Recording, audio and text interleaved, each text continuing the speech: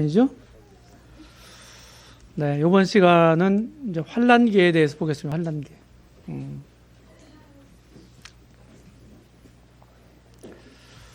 어,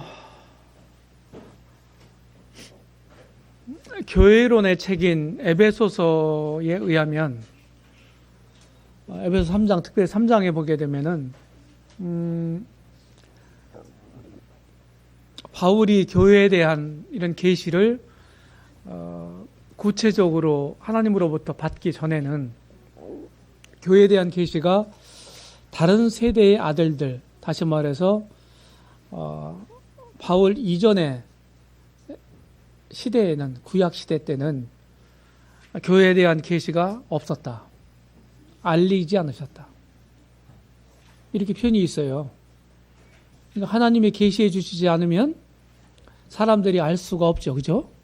어떻게 하나님 마음속에 있는 걸 어떻게 알 수 있겠어요, 사람들이. 하나님 심중에 있는 것을 계시라고 하는 방편을 통해, 계시를 통해서 알려주셔야 사람들이 알 수 있을 거 아니겠어요. 그죠?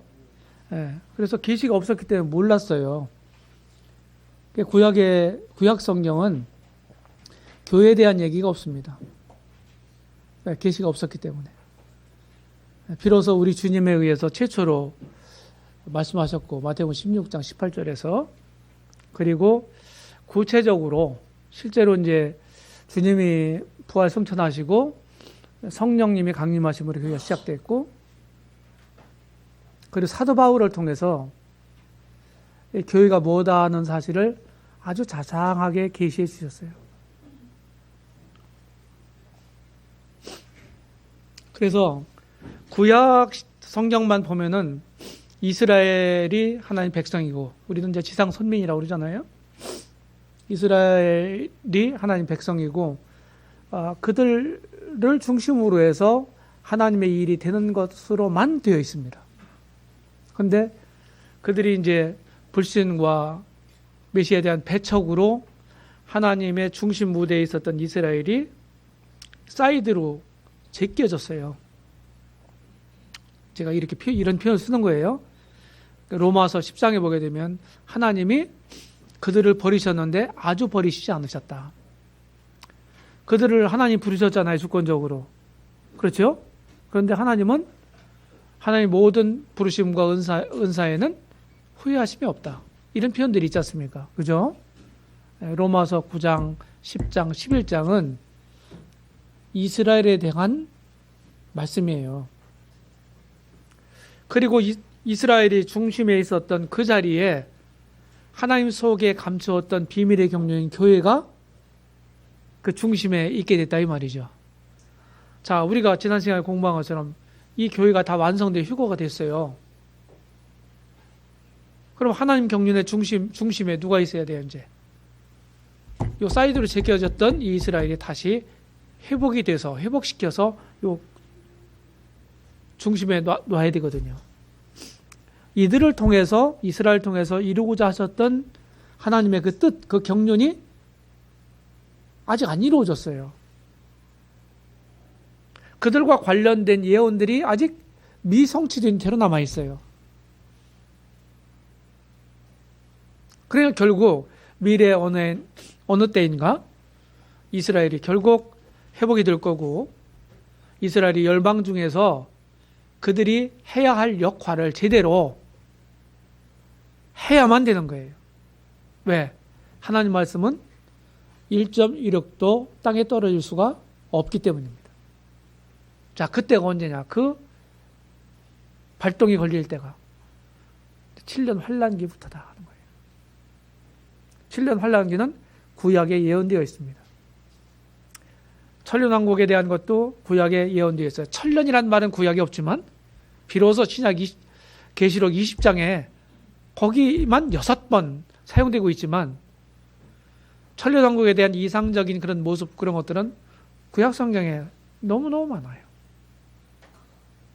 그래서 신약 교회로 단절된 구약의 역사, 이스라엘에 대한 경륜이 다시 환란기를 통해서 이어지게 된다. 이렇게 보시면 됩니다. 예. 어떤 사람들은 실제적으로 이 환란기가 있다, 일정한 기간 동안에 이렇게 믿는 우리들을 향해서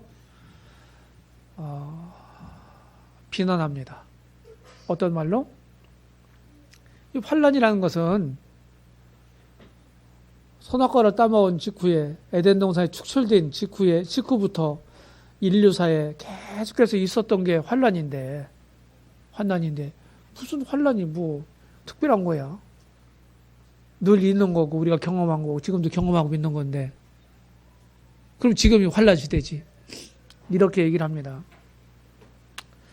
저는 환란, 이 일정한 기간 동안에 환란에 대해서 예전에는 뭐 환란 시대라고 표현하는 분들도 있고 한데, 저는 환란 시대라고 표현 안 하고 환란기라고 표현해요. 환란기. 왜냐하면 너무 짧아, 시대라고 하기에는. 그죠? 7년밖에 안 되니까. 그래서 환란기라고 제가 이제 사용하고 있는데, 특별히 이제 우리 주님이 감람산 강화에서 마지막 때 종말에 있을 일들을 쭉 말씀하시지 않습니까? 근데 거기에 보게 되면은 이런 표현이 나와요. 창세 이후로도 없었고 이후에도 없을 전무후무한 환란, 큰 환란, 이런 표현이 있어요. 그러면은 여태까지 있었던 일반적인 환란과는 다른 환란이다, 이런 얘기잖아요. 그리고 그냥 환란이 아니고 큰 환란이에요.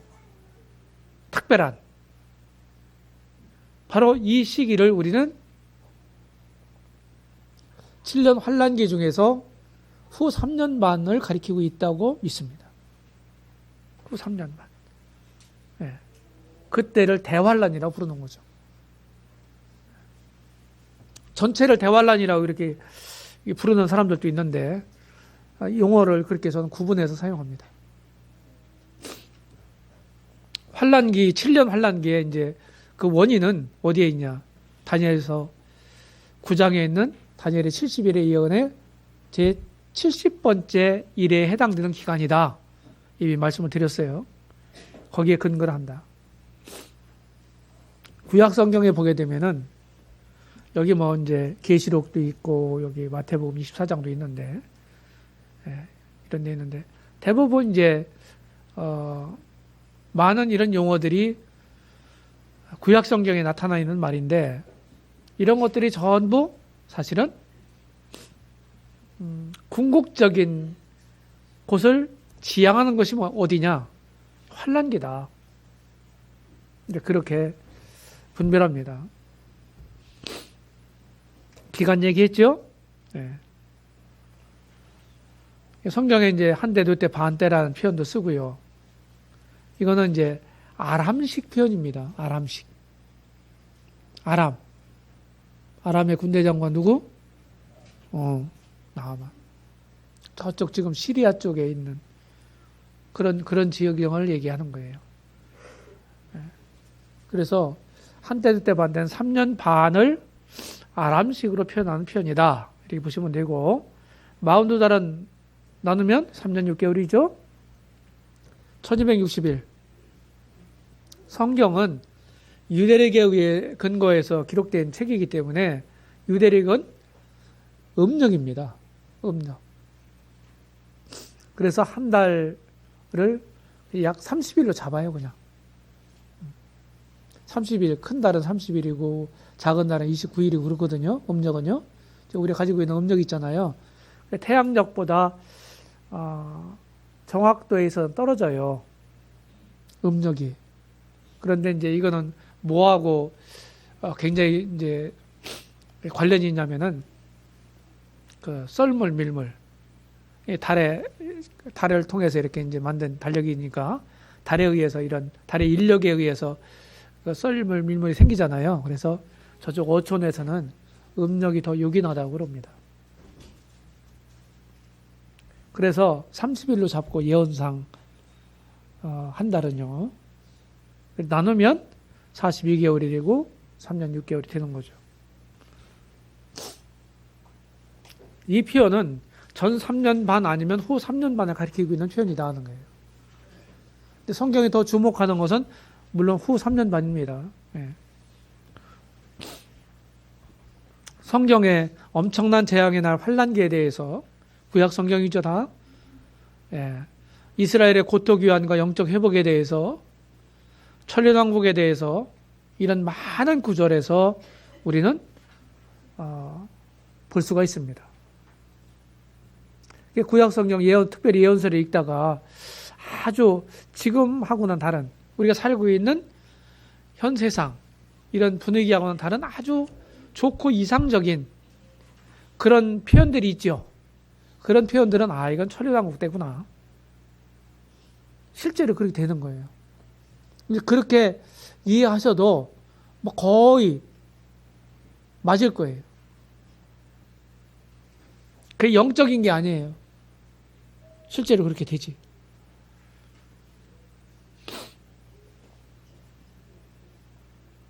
사막에서 샘이 넘쳐 흐르고, 내가 광야에서 강을 내겠고, 뭐 이런 표현들이 있지 않습니까?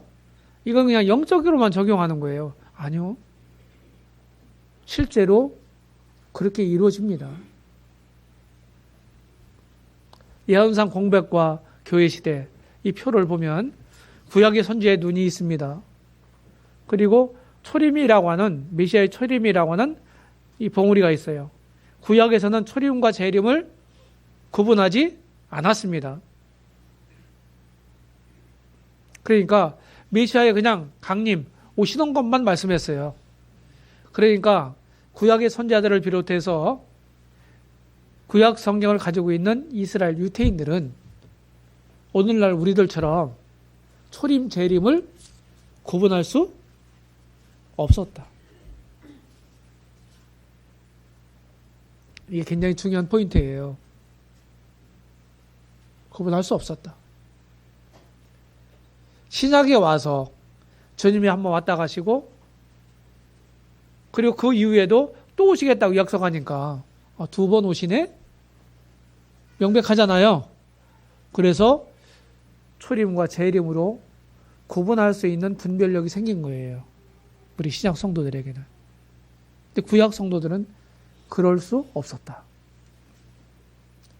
마찬가지로 신약 성도들도 구약 성도들이 초림과 재림을 구분하지 못했던 것처럼 신약 성도들도 여기 보면은 자세히 이제 예언에 대한 주님 재림에 대한 이런 부분들을 쭉 이렇게 해서 다 모집해서 그것을 정확하게 이렇게 분별해서 보면은요. 우리가 공부한 휴거와 지상 재림하고는 차이가 있거든요. 어떤 데는 우리를 데리러 오신다고 그랬고 어디서는 우리와 함께 오신다고 그랬고 이거 어떻게 조화를 이룰 수 있어요? 이런 걸 서로 상충되는 말씀인데 이 상충되는 말씀들을 구분해서 생각하지 않으면 모순에 빠지거든요. 그죠? 부조화를 이루게 되고. 그럴 수 없잖아요. 하나님 입으로 나온 말씀이 문제가 될 수는 없잖아요. 그렇죠? 완전하신 그분으로부터 나온 거기 때문에. 우리가 이해상 문제 있는 것처럼 난해한 것처럼 이렇게 생각할 수는 있어도 실제 그 의미에 있어서는 그런 건 아니다는 거예요. 그래서 동시에 구약의 선지자는요. 메시아를 대한 예언을 계시를 이제 접하면서 이 두 모습을 본 거예요.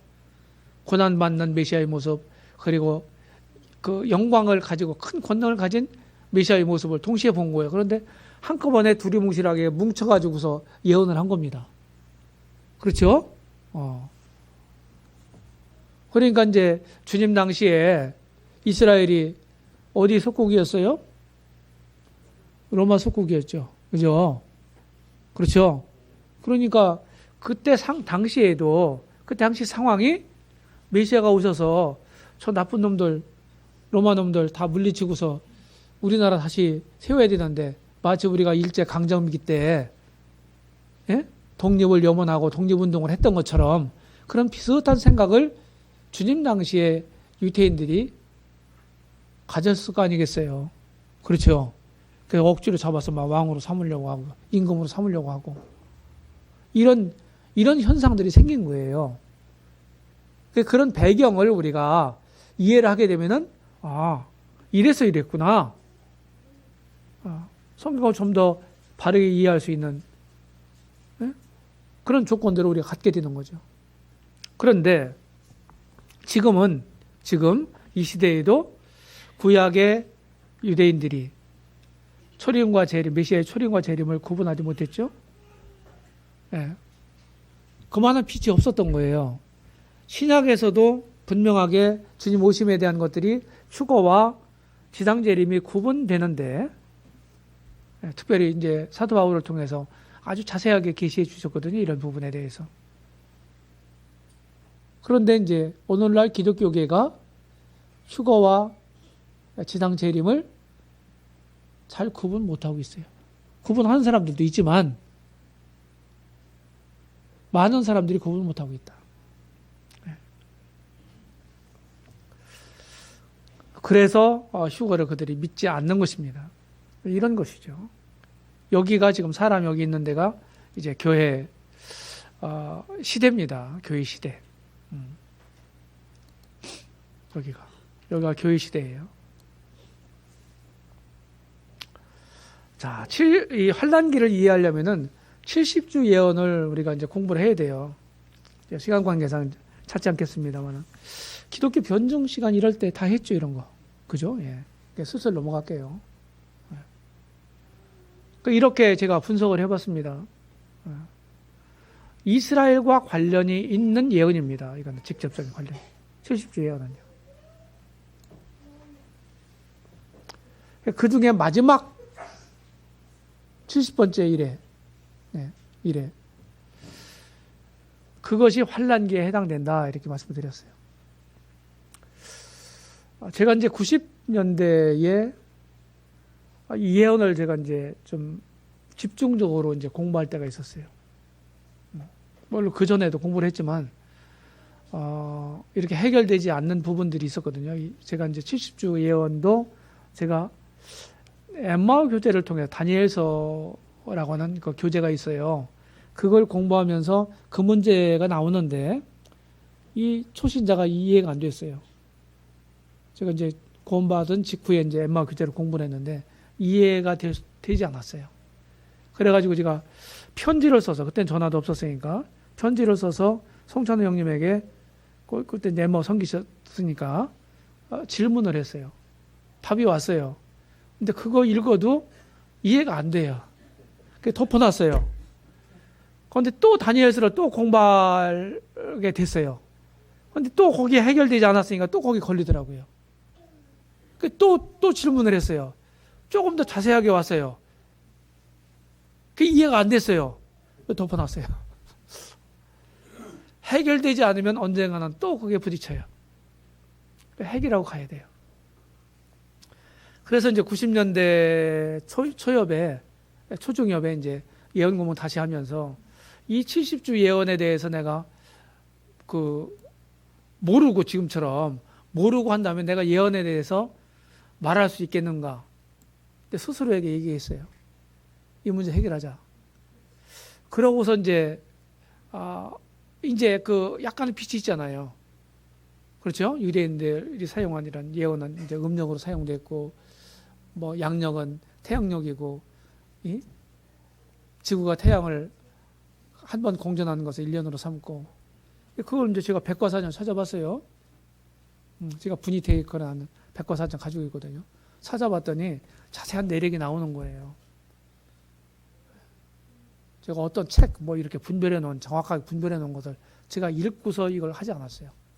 자, 그랬으면 훨씬 더 쉽게 알았을 텐데 저는 어렵게 터득을 그랬어요. 답은 알고 있는데 어떻게 이 답이 나왔는지를 모르는 거예요.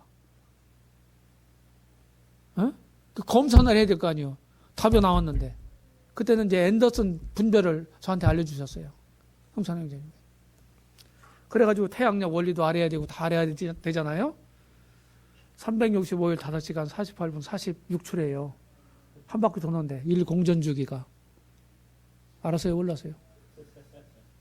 근데 그때 외웠던 게 안 잊어버려. 1년이 365일 5시간 48분 46초. 그렇게 해서 딱 제자리에 온다는 거예요. 그걸 1년으로 하자 그랬다는 거죠. 그 원리를 모르면 계산을 할 수가 없어요. 답만 알고 이렇다더라. 그래서 이 주님 안에서도 영적인 세계에서도 그 증권가에만 있는 게 아니라 카더라 통신이 있다라는 것이죠. 그러지 마라. 네. 내 말로 얘기할 수 있어야 돼요. 얘기하세요. 무슨 얘기지? 이런 얘기고, 성경의 초서가 이제 이렇게 4가지가 나오는데, 예루살렘 성이 중건하라는 영이 날 때부터 이렇게 다니엘서 9장 25절에 말씀하고 있습니다. 예루살렘의 성이 중건하라는 영이 날 때부터, 그때가 언제냐 이거예요. 그런데 4가지 중에 3가지는 성전 재건과 관련된 조서고, 맨 마지막 아닥사스다 제2조서는 성벽 재건과 관련된 조서입니다. 예루살렘 성이에요. 성전이 아니고 성을 중건하라는 영이 날 때부터. 그래서 바로 느헤미야 2장에 기록되어 있는 아닥사스다의 페르시아 황제였죠. 예. 그 성벽 재건 조서, 허락 조서, 이 조서가 내린 날서부터 70일의 예언이 시작됐다. 성취되기 시작됐다. 하는 겁니다. 예. 그래서 모임에 이제 로버트 앤더슨이라고 하는 영국 형제님이 다 영해를 해버리고 그냥 말하는데, 이 형제님이 문자적으로 해석을 해서 역사에 적용시킨 최초의 인물이에요. 그런데 이제 시간이 한 100년, 1세기가 흘렀지 않습니까? 지금 현대 이제 성경학자들이 이걸 계산했어요. 그 예수님 죽으실 때가 언제냐? 이런 논문이 미국의 과학 잡지인 네이처지에 실리게 됐어요. 80년대에. 거기에 주님이 죽으실 때가 언제냐? AD 33년 4월 3일이다. 금요일이다. 이렇게 결론이 났습니다. 그러면은 다니엘의 70일의 예언도 이렇게 했어요. 마지막 한 일회 동안에 어떻게 했습니까? 그때 69일에 7일회가 지날 것이고 62일회가 지날 것인데, 62일에는 바로 왕이 일어나기까지라고 그랬어요. 그럼 그때가 언제냐 이거예요. 그때를 AD 33년 3월 30일이라고 계산했습니다. 이 학자들이. 옥스퍼드 대학교 험프리스나 또 이런 학자들이 그렇게 해석을 한 거예요. 그런데 아닥사스다가 조서를 내릴 때가 언제냐? 주전 444년 3월 4일이다. 3월 5일이다. 이렇게 되어 있습니다. 3월 5일. 맞죠? 네, 3월 5일. 3월 5일부터 이렇게 이제 계산된 거예요.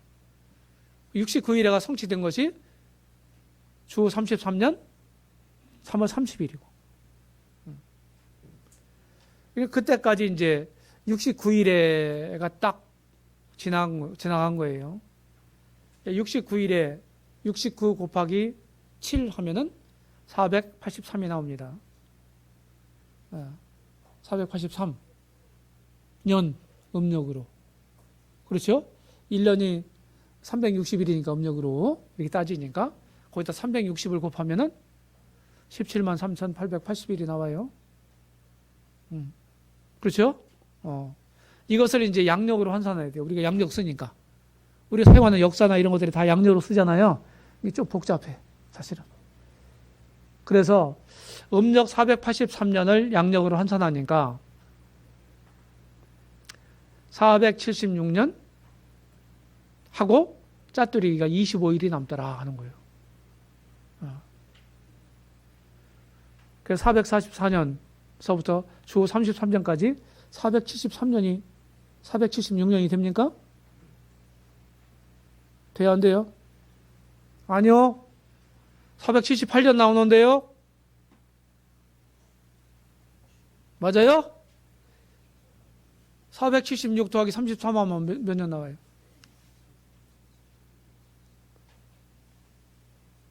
477이 나와요? 네. 왜 그렇게 나옵니까? 네. 우리가 연대 따질 때는요, 우리 숫자로 따질 때는 0부터 시작하잖아요. 0. 0 다음에 1, 2, 3 이렇게 하잖아요. 그렇죠? 마이너스 1 다음에는 0이잖아요. 그 다음에 플러스 1이고요. 그죠? 근데 연대는 0년이 없다 이거죠. 그렇게 하나를 빼줘야 돼요. 그렇죠? 예, 그렇게 해서 딱 맞는 겁니다. 그리고 3월 5일부터 30일까지가 며칠 차이예요? 25일이에요. 그래서 딱 맞아 떨어졌다. 그래서 17만 3,880일이 정확하게 주님이 나귀 타고 입성하시는 때로 딱 정확하게 성취가 됐다. 한치의 오차도 없이. 이런 얘기고 나머지 한 일회가 남아있다. 이렇게 얘기가 되는 겁니다. 자, 이런 거 다 읽어보시고, 네, 읽어보시고. 네, 이런 계산법을 제가 이제 이렇게 좀, 일단은 숫자가 나오면은 좀 머리를 흔드는 분들이 있더라고요. 되도록이면 좀, 조금 생각하면서 읽으면 금방 이해될 수 있도록 제가 간명하게 이걸 정리하고 했어요. 이거보다 더 그냥 간단하게 정리할 수는 없어요.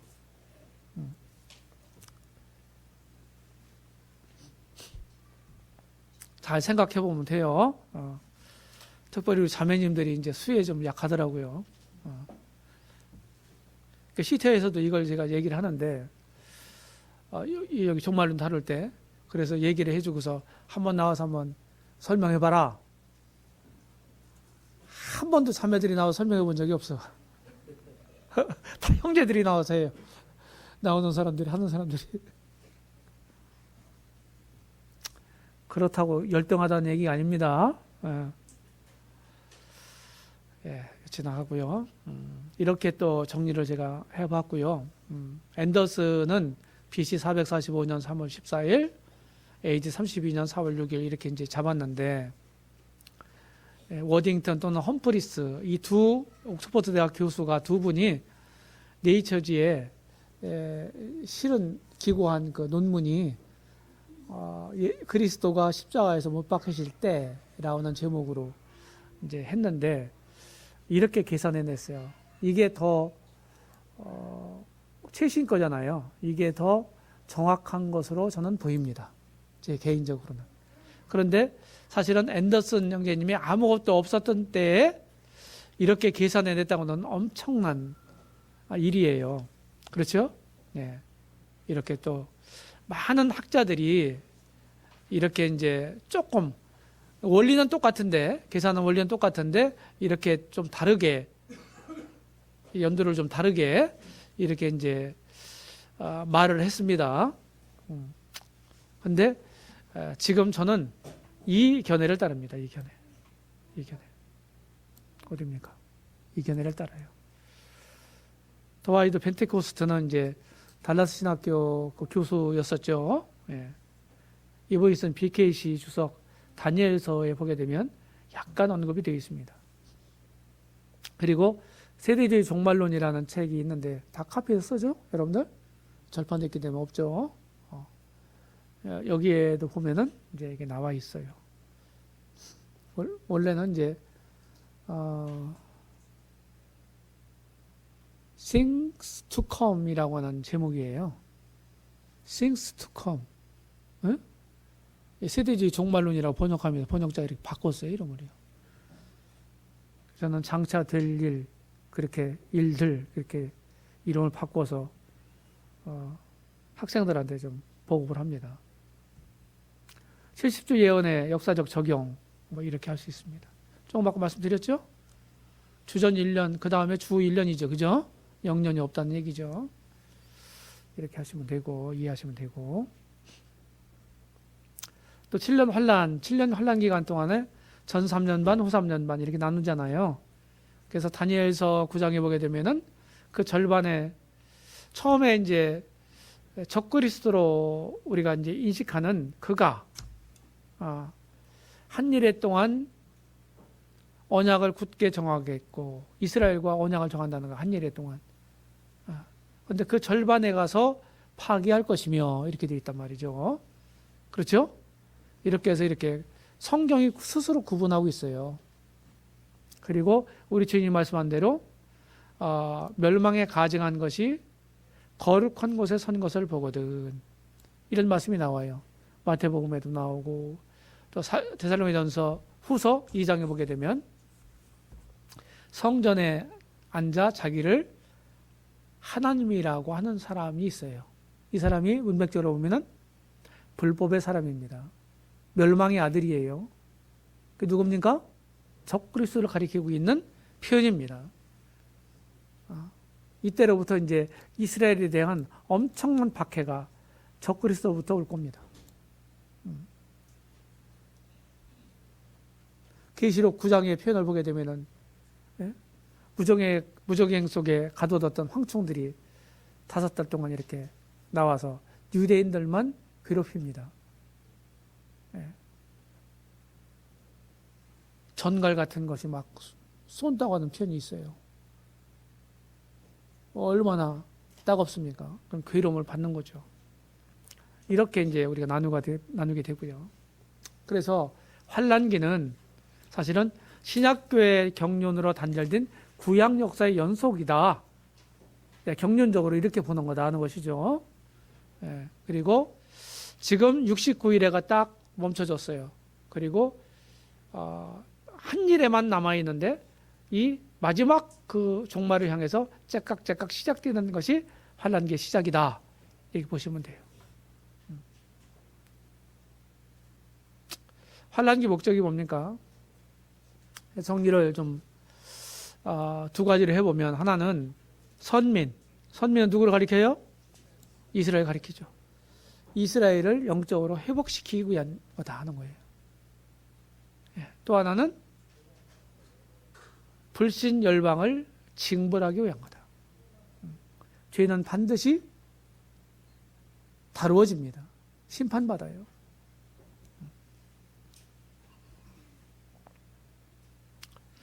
자, 환란기 관련 요절을 한번 보시고, 자, 환란기 양상을 쭉 빨리빨리 보겠습니다. 여러 양상들이 있는데, 특별히 이제 우리가 그 민족적 양상을 보게 되면은 세계 도처에서 인종 분쟁이 일어나죠. 민족 분쟁이 일어나고 있죠. 지금도 일본하고 우리나라하고 이렇게 티격태격 하는데 이게 표면상으로는 경제 문제인데 사실은 인종 문제예요. 우리 아픈 상처를 가지고 있잖아요. 그렇죠? 저 사람들은 지배를 했고 그러면서 저쪽 파란 눈 가진 사람들처럼 이렇게 쿨하게 우리가 잘못했다 이런 사과도 안 하고 그죠? 역사만 왜곡시키고 이런 인간이 계속 꼬이고 있는데 많은 민족들을 하나님이 이제 염두에 두고 계시지만은 성경이 가장 접목하는 민족이 유태민족이죠. 유대인들이죠. 이러면서 이제 지금 말씀드렸던 이런 것들이 사실은 적그리스도와 조약이 맺어진 다음에 지금도 이제 고토로 옛날 땅으로 지금 돌아와서 나라가 세워졌지만은 아마 고토 기환이 더 가속화될 거다. 그렇게 봅니다. 환란기 때 그게 실제로 그렇게 이루어질 거예요. 지금도 이스라엘 전쟁이 일어나면은 세계 각지에 흩어져 있는 유대인들 청년들한테 물어보면은 저 이스라엘 돌아가서 제가 싸움에 참여하겠습니다. 이렇게 대답하는 사람들이 대부분이래요. 대단한 거예요. 우리 같으면 아마 안 오려고 할 거예요, 아마.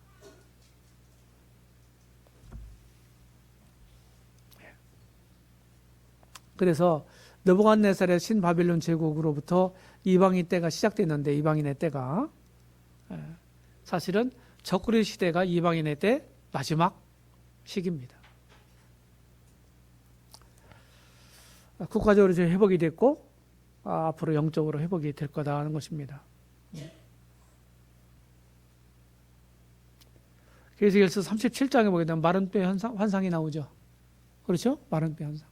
마른 뼈가 막 흩어져 있는 골짜기 가득한데 가만히 보니까 에스겔이 가만히 손자가 보니까 이 뼈들이 다 맞춰지더니 거기 힘줄로 이렇게 연결되더니 또 살로 채워지고 이렇게 채워지는 거예요. 그런데 생기가 없어요. 그렇죠? 생기는 없더라. 이렇게 되어 있거든요. 그것은 이제 이스라엘이 영적으로 아직 회복이 되지 않은 그런 상태를 말해주고 있다고 믿습니다. 그다음 정치적 양상. 지금 많은 세계는 많은 문제를 안고 있죠. 유엔이 전 세계 평화와 여러 가지 우리 그 지구촌의 이런 문제들을 해결하기 위해서 많은 활동들을 하고 있는데 그런데 잘 이루어지지 않죠. 2차 세계대전이 끝난 게 언제 끝났어요? 2차 세계대전이? 사회 시험 문제요. 사회 시험 문제. 다 까먹었죠. 살아가는데 지장 없어요, 사실은. 우리 독립한 날이에요. 대한민국이 독립한 날, 해방된 날. 1945년 8월 15일이 끝난 날이고, 그로부터 약 석 달 뒤에 승전국들 중심으로 해서 10월 24일, 우리 초등학교 다닐 때는 그때 유엔 데이라고 그랬어요. 유엔 데이. 그때 창립했어요. 창설했어요. 유엔이. 세계 평화를 목표로 해서. 지금은 국제연합일 이렇게 표현되어 있을 겁니다. 그죠?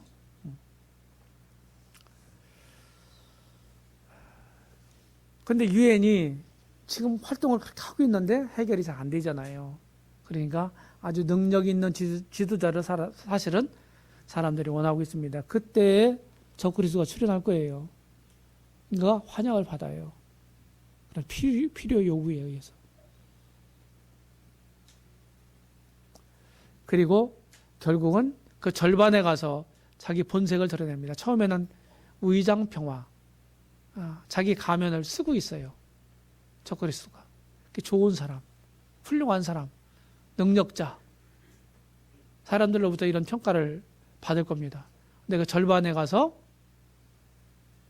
본색을 드러내요. 진짜 맹수와 같은 난폭성을 드러냅니다. 독재를 하게 되죠. 그러면서 하나님 대신에 자기를 경배하도록 할 것입니다.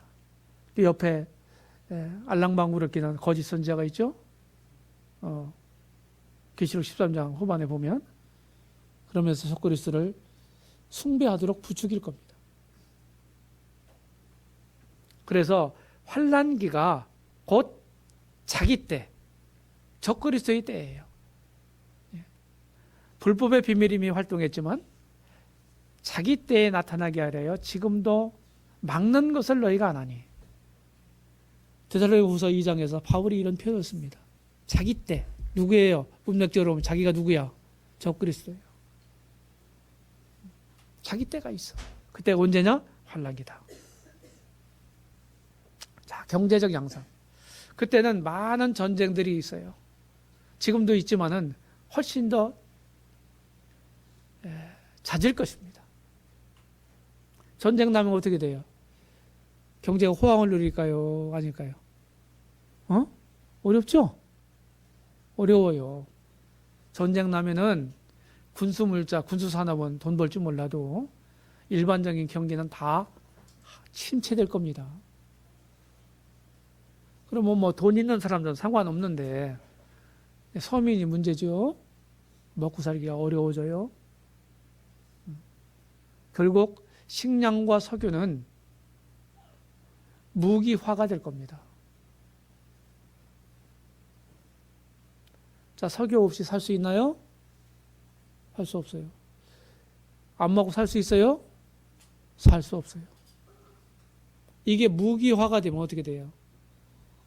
엄청난 문제가 생깁니다. 그렇죠? 예. 그래서 계시록 6장 6절에 보게 되면은 이 당시에 근로자 하루 품삯이 1데나리온인데 계시록에 쓰여지던 이 당시에 하루 품삯으로 밀 한 대 아니면 보리 석 대를 살 수 있다 이렇게 얘기하는 거예요. 물가가 치솟습니다. 엄청난 감당할 수 없는 인플레가 생기는 겁니다. 제가 물어봤어요. 어디선가 물어봤더니 요새 하루 막 노동자 기술자 말고 막 노동자 얼마 줘요? 요새? 13만 원 줘요? 기술도 없는데. 그럼 13만 원, 10만 원 넘네요. 13만 원 되면 쌀을 얼마나 삽니까? 우리 자매님 잘 할 거 아니에요? 얼마 사요?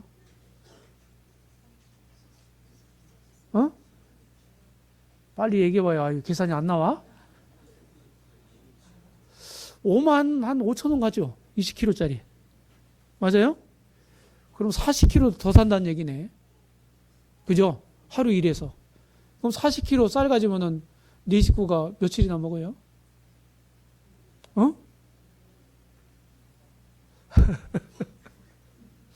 한참 먹겠죠? 그죠? 네. 그러니까 얼마나 경제가 악화될 것인가 이런 것을 여러분들이 짐작할 수가 있습니다. 그렇죠? 자, 종교적 양상. 교회 연합운동이 지금 이루어지고 있죠. 특별히 WCC 활동하죠? 몇 년 전에 저 부산 팩스터 컨벤션 센터에서 이거 몇 차위? 지금 깜빡했어요. 근데 보수적 기독교계에서 막 반대 운동했죠? 처음에는요, 그냥 보통 사람들이 생각할 때, 그래, 교회 연합운동 너무 지금 갈갈이 찢겨져 있으니까 기독교계가 그래, 뭐 괜찮다. 이렇게 이제 좋게 생각할 수가 있었는데 이게 세월이 지나면서요. 어떻게 변질이 된 줄 아세요? 기독교만 있는 게 아니에요. 여기 캐톨릭도 들어왔고요. 이교도도 들어와 있어요. 이교도. 막 초혼하고 혼백 부리고 귀신 부르는 이런 사람들이 와서 이 WCG 총회 때 또 하고 막 그런 기록도 있어요. 이 말이 됩니까? 이게 기독교 행사예요? 기독교 운동입니까, 이게? 사실은요, 나중에 정말 때에 이런 기구, 이런 단체를 통해서 적그리스도가 강력하게 역사를 할 겁니다. 예. 그래서 지금 종교다원주의가 오래전서부터 이 종교다원주의, 여러 종교가 존재하는 건 종교다원주의잖아요. 그런데 지금은요, 지금 포스트 모더니즘 시대라고 그러죠. 그죠? 들어봤어요? 못 들어봤어요? 다 유식해요, 다들. 그러면서 절대적인 가치가 없어졌어요. 절대적인 기준이, 절대적인 게 없어졌어요. 전부 상대적으로 보는 거예요. 이 시대에는. 너도 해? 나도 할 수 있어. 네가 오라? 그럼 나도 오라. 이런 거거든요. 뭐 절대적인 게 없다고. 그리고 종교도 여러 가지잖아요. 이거 싸우지 말자. 서로 윈윈 하자. 서로 인정하고 그냥 상생하자. 참 좋은 말 같잖아요. 하나님이 왜 우상하고 상생을 못 하세요?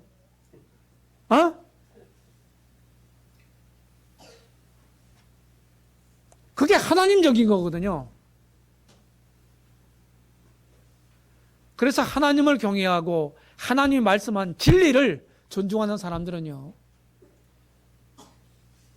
그런 말에 동의할 수는 없는 법입니다. 이 요새 종교다원주의는요, 불교도 그렇고, 목사님이 불교 그쪽 가서 행사 가서 참석하고, 또 까가지고 머리 또 팍 박으면 반짝반짝하신 분들이 와서 또 기독교 행사 와서 뭐 절에도 막 성탄 추리 막 만들어서 또 뭐, 아기 예수님 오신 거 축하한다고 하고. 참 훌륭하다. 다른 사람 뭐 이렇게 인정하고 진짜 관용하고 독선적이지 않다. 이렇게 생각해서 좋게 생각하는 거예요. 지금 사람들이 대부분. 그런데 성경의 진리를 얘기하면 매우 배타적이고 독선적이고 자기밖에 모르는 아집을 가지고 있고 이렇게 판단을 받는 시대에 있어요. 정무다원주의는요, 믿는 대상이 다르고 신앙이 달라도 결국은 다 한 군데 가서 만나. 걱정 마. 네 믿는 거 그냥 잘 믿으면 돼. 이게 누구 얘기예요? 하나님 얘기예요? 사탄 얘기예요? 그거라고요. 바로 이 시대가, 우리가 살고 있는 시대가 이렇다. 그런데 환란기 때는 이것이 난무하는 거예요. 진정한 기독교 없어져요. 적그리스도교, 기독교 대신 적그리스도교가 생기는 거예요. 그냥 지나갑니다. 종교가 왜 시작됐어요? 하나님을 잃어버렸기 때문이죠. 예. 여기 지금 제가 국내산 2단도 여러 가지가 국내산이 있어요. 예. 예. 그리고 이쪽은 또 수입산 2단이 있습니다. 예. 수입산 2단. 예. 이런 사람들이 있어요. 아휴. 지금 2단들이 더 잘 되더라고요. 왜 그럴까요? 이게 마지막 때의 징조 중에 하나예요. 마지막 때. 지금은 당당합니다. 신천지 사람들, 그때 살살 이렇게 자기들 신분도 속이고 그랬잖아요. 좀 당당해요.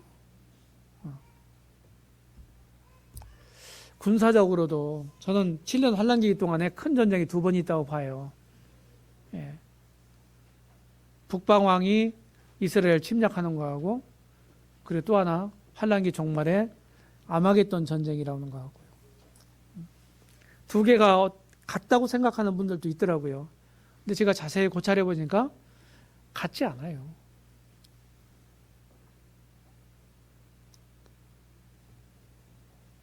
그래서 저는 구분해서 합니다. 북방왕의 이스라엘 침략에서 북방왕과 그의 동맹 세력들이 멸망합니다. 그들이 침략군인데 이스라엘 산에서 그들이 엎드려져요. 하나님이 그들을 갈고리로 그들의 코를 꿰어서 이끌어내요. 왜? 사실은 표면적인 것은 그들의 욕심 때문에 욕심 채우려고 그렇게 하거든요. 그런데 속내는 하나님의 섭리가 있는 거예요. 그들을 징벌하시기 위해서. 지금 러시아가 지금 뭐 소련이 붕괴된 다음에, 소비에트 연맹이 붕괴된 다음에 러시아가 지금 맥을 못 추고 있는데, 그때 지금 세워놓은 뭐 군사력 같은 걸로 그래도 좀 소리를 좀 치고 있잖아요. 근데 미국이 쥐어짜면 꼼짝 못 한다더라고요, 경제적으로. 오히려 이제 중국 사람들, 그렇죠? 네. 중국이 지금 큰 소리를 치고 있죠. 그래서 강력한 세력 하나가 없어지는 겁니다. 이 전쟁으로. 이렇게 이스라엘과 러시아 전쟁 이렇게 제가 표기를 했는데 이렇게 제가 정리를 했고요. 제가 계시록을 쭉 이렇게 말씀을 전할 때 이런 것들을 연구를 하고 정리를 해서 이렇게 했던 표들입니다. 에스겔서 39장 2절에 보면은 러시아군의 6분의 5가 괴멸할 거다. 거의 전멸하다시피 하죠. 그리고 시체가 하도 쌓여가지고 다 치울 수가 없어. 그 7년 동안 병기를 불사른다는 표현이 있고, 또 하나님의 큰 잔치, 독수리 떼들이 와서 시체로 포식하는 그런 때예요. 그 다음에 아마겟돈 전쟁이 있습니다. 계시록 16장 16절에 나오는데, 여기가 이제 이스라엘 평원이에요. 이스라엘 평원. 여러분 또 가보실 거잖아요. 무기또, 무기또 그 언덕이 있어요. 지금은 텔 무기또라고 하는데 거기 위에서 찍은 사진이에요. 그 아래쪽. 여기 참 비옥한 땅입니다. 예루살렘 위쪽으로는 땅이 비옥해요. 아래쪽으로는 유대 광야잖아요. 거기는 척박한 땅입니다. 이스라엘 보시면, 그래서 이스라엘은 3개 대륙을 잇는 요충지입니다. 아시아에 속하지만 이스라엘이 아시아 맨 서쪽에 있죠. 그죠? 그래서 아시아와 유럽과 아프리카를 잇는 교두부예요. 지정학적으로 굉장히 중요합니다. 역사적으로도 여기서 많은 전쟁을 치렀습니다. 앞으로도 치룰 거예요. 여기가 큰 전쟁터가 될 거다. 이렇게 보입니다. 이게 그때 찍은 사진이에요, 직접.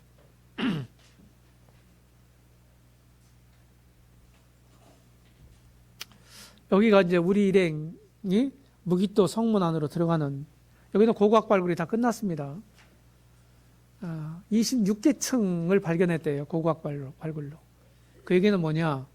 26개 부족이 거기서 살다가 멸망하고 허물어진 데 또 짓고 허물어진 데 또 짓고 이렇게 26개 층이 형성됐다는 거예요. 텔이라고 하는 말은 히브리어로 인공적으로 만들어진 작은 언덕, 이런 뜻이라고 그러잖아요. 이게 그 고고학 발굴을 한 이런 것들을 찍은 겁니다. 이건 이제 모형도를 찍은 거예요. 모형도. 거기 가서 제가 시한수를 쓴 건데 지나가겠습니다. 전쟁 주체가 뭐냐? 동방연합군이다. 그리고 적그리스 세력이다. 그러니까 크게 얘기하면 이 동방 세력과 서방 세력 간의 격돌입니다. 이게 유프라테스 강이에요. 여기 이 강이 지금은 다리가 다 놓여 있지만은 강물이 말라 동방에서 오는 왕들의 길이 예비되더라 하는 말씀이 있어요. 여기 요한계시록 16장에. 지금 이제 한중일 한번 따져보세요. 한중일 세 나라, 극동 세 나라. 경제력, 군사력 합치면 가공할 만한 수준입니다. 그렇죠? 자, 경제적으로 따지면요. 중국이 미국 다음입니다. 2등. 그 다음에 일본입니다. 한국은요? 한국은 11위에 2위예요. 수출 규모로는 6등인가 7등이라고 하더라고요. 이쪽만 나라에 대단한 거거든요. 이 세 개를 합한다고 생각해 보세요. 대단하죠? 군사력은 최근에 발표한 거 보니까 미국이 1등 물론, 그 다음 러시아가 2등, 중국이 3등이래요. 그리고 일본이 5등이가 되고 우리나라가 6등인가 7등이에요. 우리나라가 군사 대국입니다. 네. 대단한 거예요. 이 전투기도 만들잖아요. 이런 세력들이 물론 뭐 우리는 안 끼기를 바라겠지만 한국만 쏙 빠지고서 중국하고 일본하고 짝짝꿍 돼가지고 이렇게 해서 딱 멸망하면 좋다고 표현할 수가 없겠죠? 근데 어떻게 될지 몰라요. 예.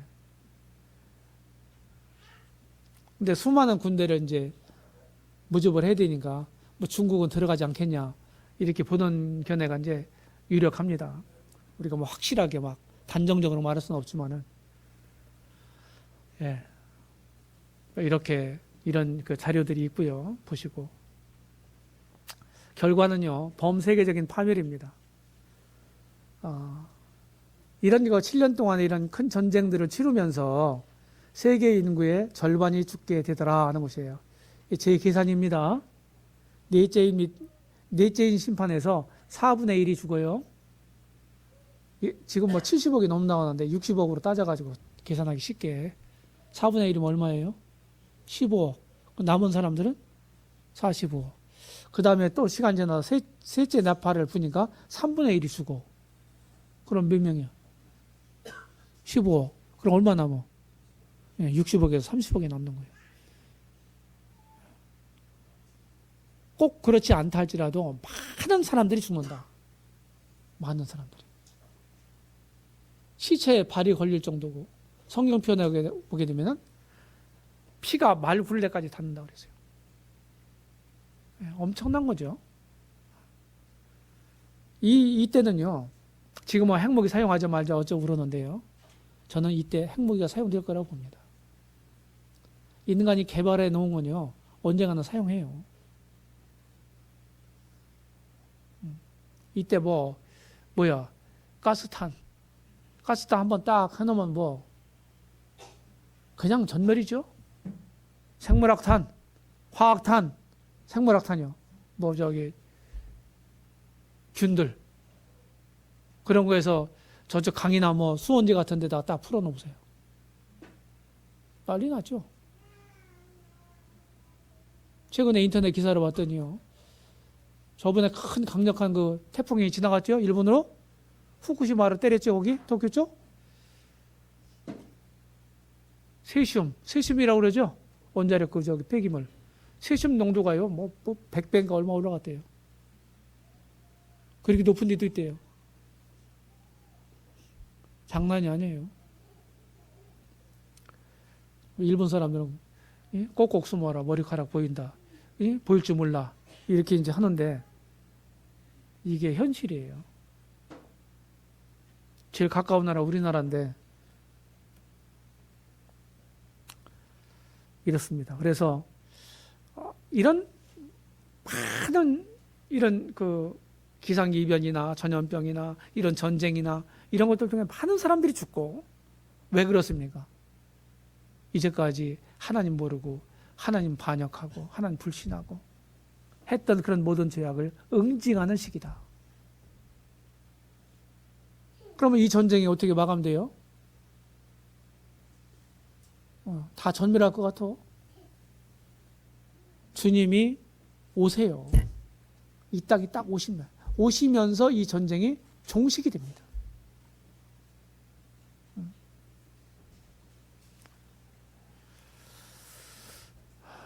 이렇게 비교를 해봤고요. 여러분 표 있죠? 보시고 환난 바라보는 성도의 자세. 직접적으로 우리가 분별하는 바로는 환난기하고는 오늘날 교회 지체가 된 우리들하고는 직접적인 관련은 없습니다. 그렇죠? 여기 들어가지 않아요. 우리 환난전 휴거를 믿기 때문에. 그런데 우리가 이 환난을 바라보면서 어떻게 해야 되느냐. 믿지 않는 가족과 친척들, 친구들, 친구들을 위해서 복음을 전해야 되겠다 하는 거고, 또 하나는 이제 얼마 남지 않은 우리의 섬김의 기회에 우리에게 주어진 기회를 잡아서 열심히 주님을 잘 섬겨야 되겠다 하는 것이죠. 그렇죠? 여러분들이 이렇게 배우는 거 참 잘하는 거지만은 배우고서 가만히 앉아 있으면 아무 소용이 없는 거예요. 배운 대로 여러분들은 살아야 합니다. 자, 여기까지. 시간이 점점 될 얘기네요. 다음번에 뭡니까? 재림이네.